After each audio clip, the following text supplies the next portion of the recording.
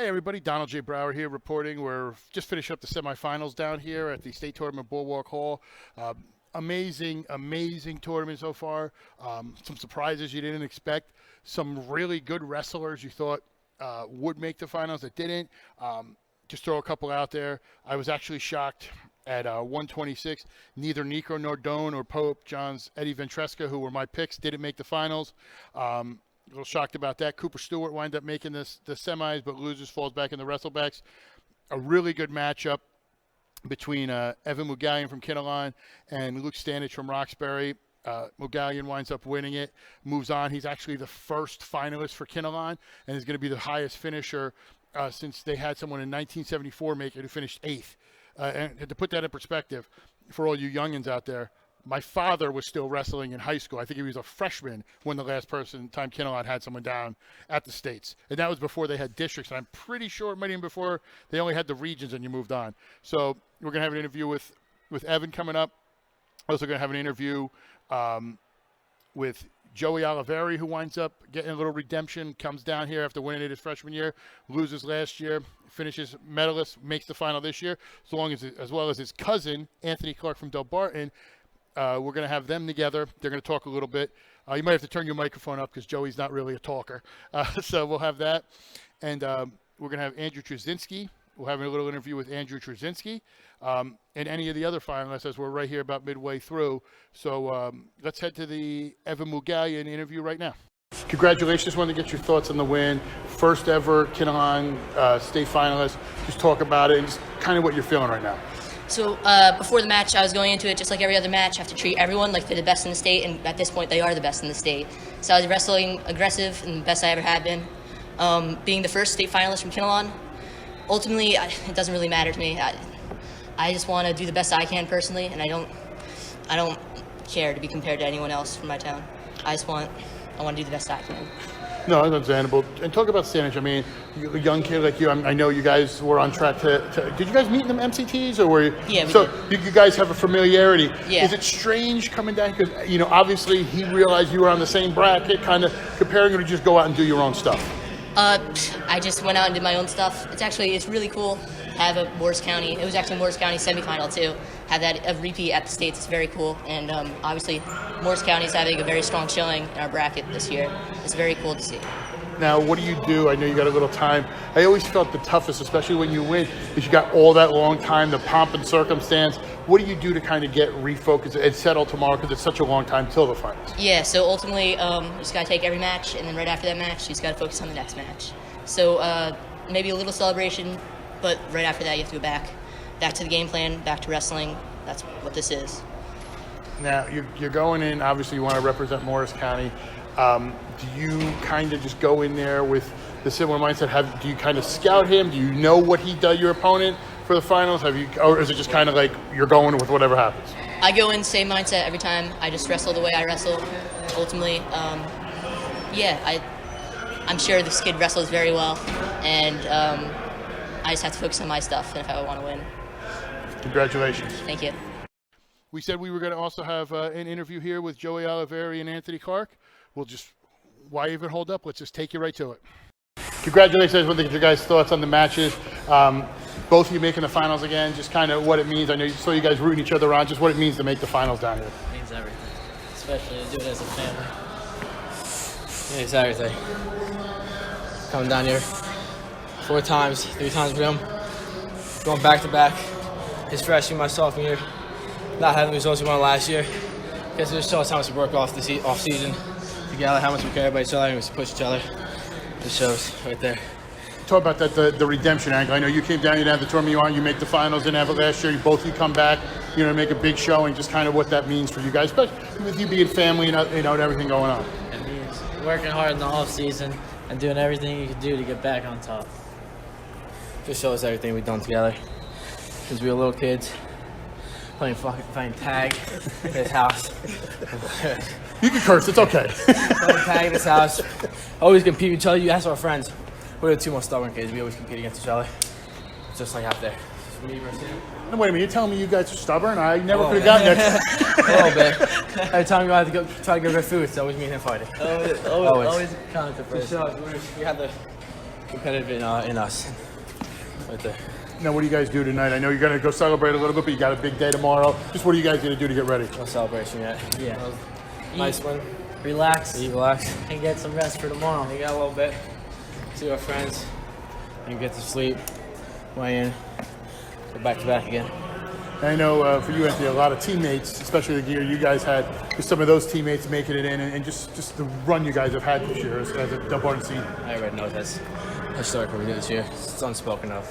I'm just proud of everybody on the team, even in case we didn't place, in case we didn't make the team with JV. Push everybody in the room. That's just what we are. Very pushed in the room. I have my partner right now in the semis. So you surround yourself with good kids, you'll be great. I'll let you go get back to your watch your partner. Good luck. I'll see you guys tomorrow. Yep. We just got Anthony Clark and Joey Oliveri's done, and as that was happening, Andrew Trocynski comes out here, comes and talks to us. He's going to give a little shout out to the only press that picked him to make the finals, but let's send that to Andrew Trocynski and his interview I just did with him. Congratulations. Talk about this. I know you came down last year, didn't finish how you wanted.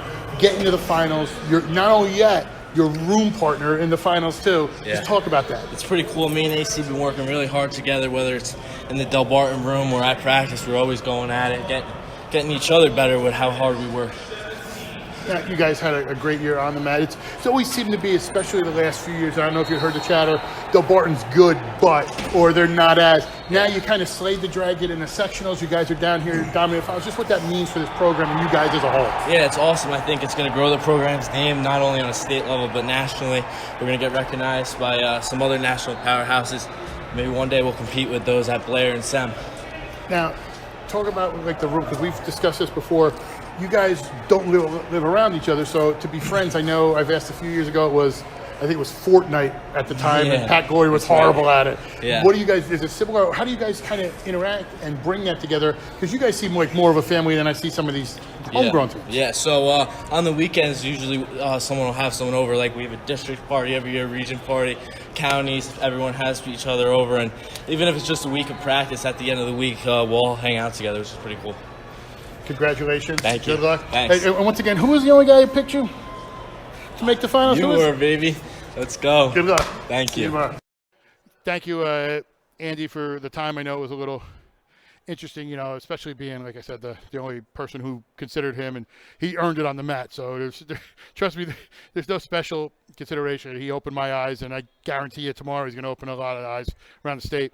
His teammate at 160, Dante Stefanelli, top seed, just finished up. We got a quick interview with Dante I just recorded while we were finishing up.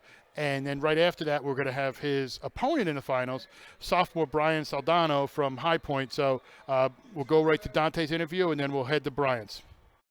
As with your thoughts, talk about not only this tournament for yourself, your career, and everything to get to this point.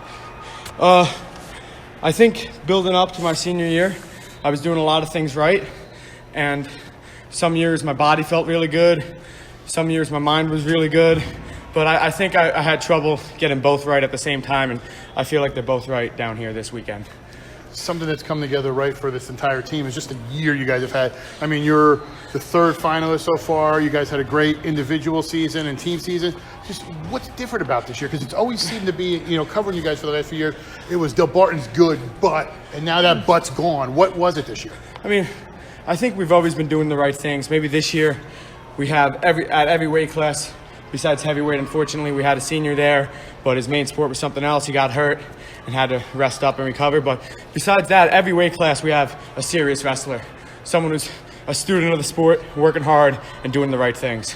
Now, one of those, being a senior, you have a really good group of young guys, and you're heading out after tomorrow. Hopefully, is winning. What have you been teaching those young guys? Because we know, looking back when you were younger, you had those Pat Glories, and even going back, Joseph Johnson, and some guys like that. Talk about that, and just kind of what you did to keep this train rolling. Because this is a train for Delbarton's been rolling for a little bit. Now, what do you want to do to keep it going forward? I mean, I think it's just stressing to the guys and making sure they're focused on the right things and not the wrong things. Like, you come down here, it's a big weekend, there's a lot of stress, a lot of pressure, and it's to keep your mind on being happy that you compete, grateful you're healthy, and knowing that you did the right things and you worked hard. So just going out there and wrestling. So I think it's just a focus shift, and it's hard and for a 14-year-old to understand and be mature enough to realize, like, this is a lifestyle, not just a sport. The 2 hours hard work and practice are good, but everything else around there, you got to make sure you're getting your sleep right, your diet's right, sort of going back to making sure the body and the mind are good. Now, kind of talking a little bit about diet, last question.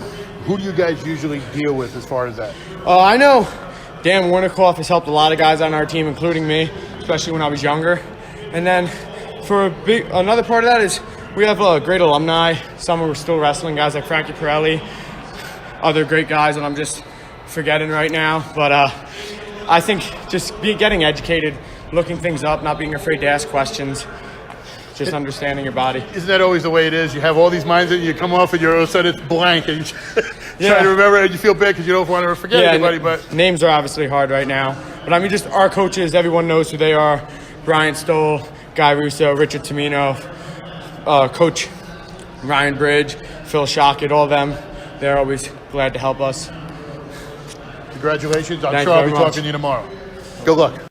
I just want to get your thoughts. Just talk about this. I mean, High Point has such a great tradition of coming down here and being represented. Your coach, Billy Smith, Coach Gardner. What does it mean to know you're going to be included with them going forward in that class?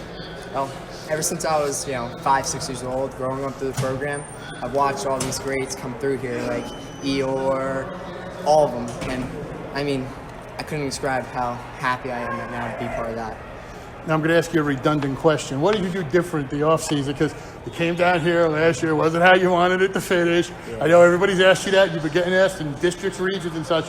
What did you do different? Was there anything, or was it just kind of not your time and now you're a little older? Well, all season I did a lot of freestyle. I went out to Fargo and placed 7th and did a couple of tournaments. And I really feel like that improved my neutral, what really ultimately helped me out with just last match and 2 matches prior to that. Was that something you noticed, like when you did it, you were out there and you just kind of, so wait a minute, I'm doing this in a different style, it helps me here? So multi different styles of wrestling helped you, kind of be more well-rounded. Yeah, I mean, like last year I would never even think of shooting right off the bat on a number 2 ranked kid for the bracket rules. Now I'm confident. I mean, I took down Billy Smith. Make sure you include that. Oh, I'm gonna put it right. Everything we say is saying that. I mean, he humbles me. I don't know if he wants me to include that. He still needs the $20 for polling you for the interview, but he humbles me a lot, though. So I'm so grateful for all of them, and it's just the off season. I've been able to move my feet more and attack and get on my offense. Now you're wrestling a guy in the finals, Dante Stefanelli from Delbarton, a senior. You guys are somewhat in the area. I mean, Morris, Sussex, there's always kind of that little rivalry. I know there's some Sussex people up in Sussex cheer for you. There's going to be Morris for him. Have you seen him? I mean, you're kind of like the raw, talented wrestler who, from what everybody said and what everybody said this year, is you're going to be like one of the next greats at High Point. I hope I'm not blowing your head up and putting too much pressure on, but everybody's been talking about that. What do you do going into a match against the top seed in the bracket? Well, I just stick to my routine. So, like Aaron Azareth, I forget his last name. It's all right. I'm not going to try to pronounce it. He's from Perez. Yes.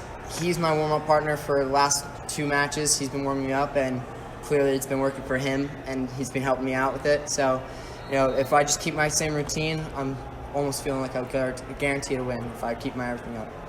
So, I'm good about final thing, since he's been doing so well, is there any chance a house might open up in Sussex? Maybe he comes up and is a part of the team next year? I mean, I'm teasing. I wish.